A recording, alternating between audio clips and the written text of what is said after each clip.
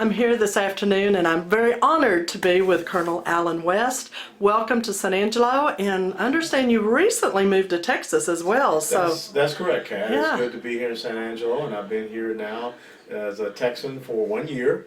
Congratulations. Moved to Dallas as the president and CEO of the National Center for Policy Analysis. Wonderful, wonderful. Boy, there is so much going on in our country, and you look at things from a national level. There's a lot of anger, a lot of Sure. people that are very upset with the way the government has been for the last 7+ years now. What do you see? What do you feel like we need to do? What is it going to take to begin to turn things around? Well, I think the good thing is you are seeing more involvement at the grassroots and local level. That's very important for the American people to pay attention and to hold their elected officials accountable. But with anger, you also have to combine that with understand what are the type of policy solutions that you want to have so that you get this country out of the fix, the rut that it is in. And I don't want to see people fall prey to more empty rhetoric and more electoral promises, but really they're able to challenge their representatives or people who seek to be their representatives or president, and so they can make that right decision and again continue to hold their feet to the fire and make them accountable. Because one of the things that frustrated me about being a member of Congress up in Washington, D.C. is that the problems never get solved. It's almost as if people want to continue to perpetuate them, to perpetuate their position. Yes. And that's just not how it should be. What is something actively that people can do? We're talking about involvement.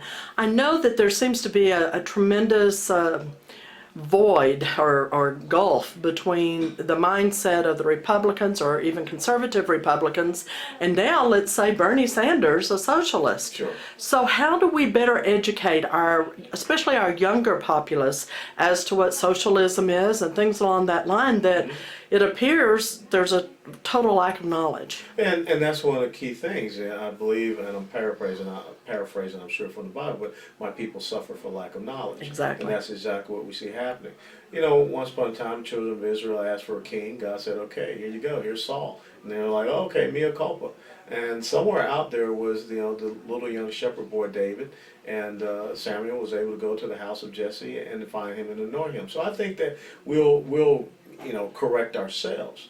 But in correcting ourselves, you need to be able to go and find a place that's a repository of information so that you can sit down and educate yourself, educate your kids, educate your neighbors. And that's one of the things that I have tried to do at NCPA, National Center for Policy Analysis, since I arrived, is to have that repository of information. So that people can go to a website, they can pull down information. We have the Oprah Winfrey book clubs. Why don't we have policy clubs?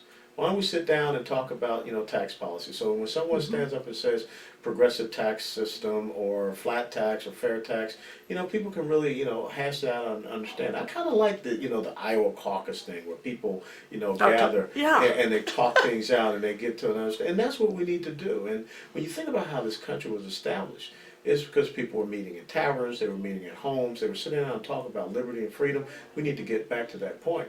Because if not, someone can stand up and say, free this, free that. And it sounds very good, but I would say to, Senator Sanders, show me where over a long period of time that has ever been successful. Yeah. Why would you want to fundamentally change the world's longest running constitutional republic, which is the United States of America?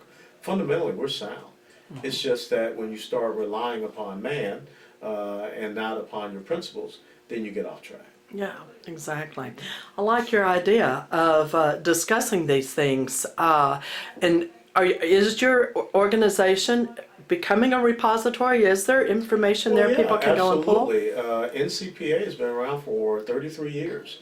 Health Savings Accounts was a policy initiative that came through the NCPA and was picked up by the folks up on Capitol Hill. The employee contributions for 401k, that was a policy that came out of NCPA. Okay. So we continue to write about tax policy, entitlement policies, health care, education, energy, national security.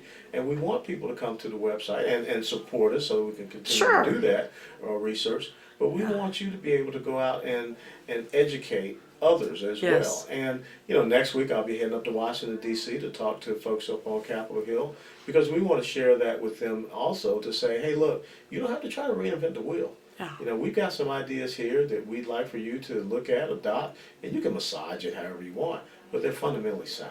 So that website again is www.ncpa.org. very simple. Yes, All ma'am. right, all right. Is there anything in particular that you just feel a real passion about right now that with what's going on in our country? Well, I feel passionate about our country.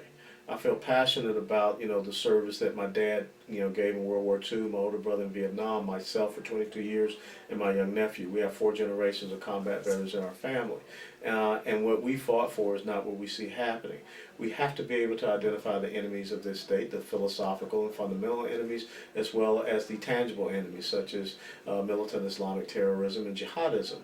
And we cannot continue to excuse this, dismiss it. We have to confront it.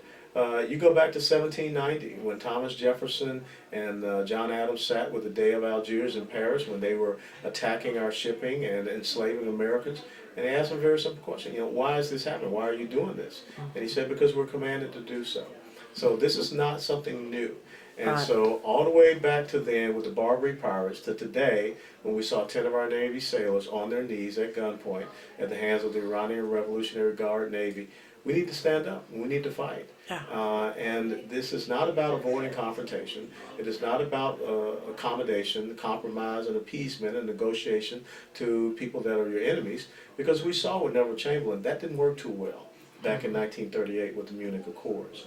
So we need to have Americans that understand what resolute and principled leadership is.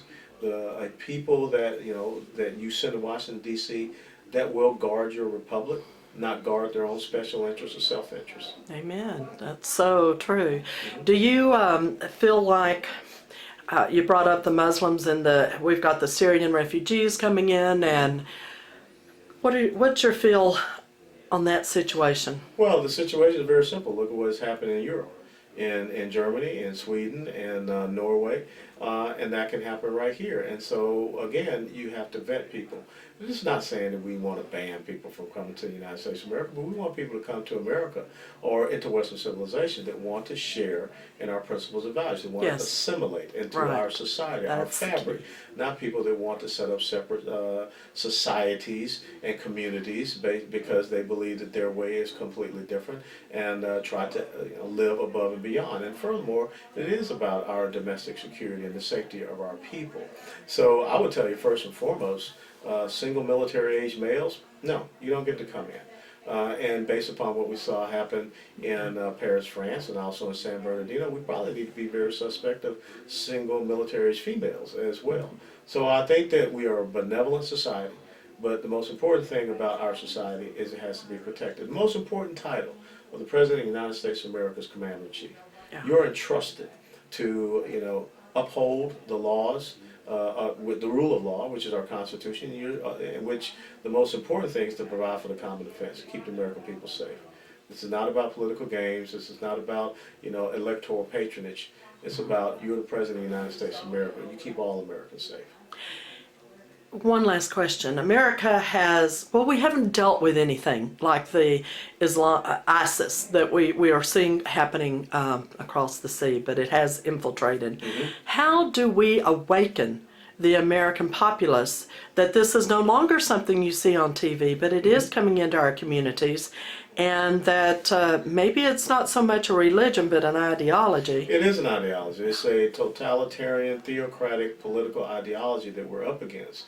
And if anyone were to read the Quran, study the Hadith, then they would understand the different phases of Islam, being the first Mecca phase, the Medina phase, the second Mecca phase, and then the global conquest phase that exported Islam off of the Saudi Peninsula through North Africa into Europe throughout the Iberian Peninsula.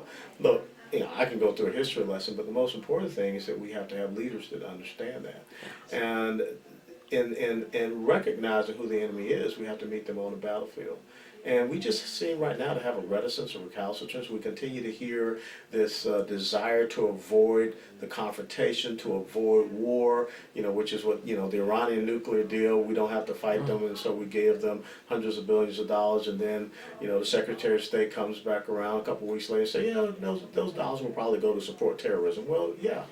So I think that people respect and understand strength and might. Bullies don't respect weakness. Bullies are enticed by weakness.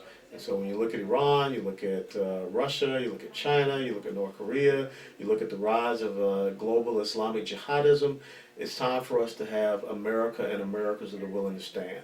Alexander the Great had a fantastic quote, and I often share this. He said, I would not fear an army of lions if they were led by sheep, but I would fear an army of sheep if they were to be led by a lion. Ooh, that's good. Very good. Thank you so much for your time this afternoon, and I look forward to hearing you this evening. Thanks, Kat. Thank you. Mm-hmm.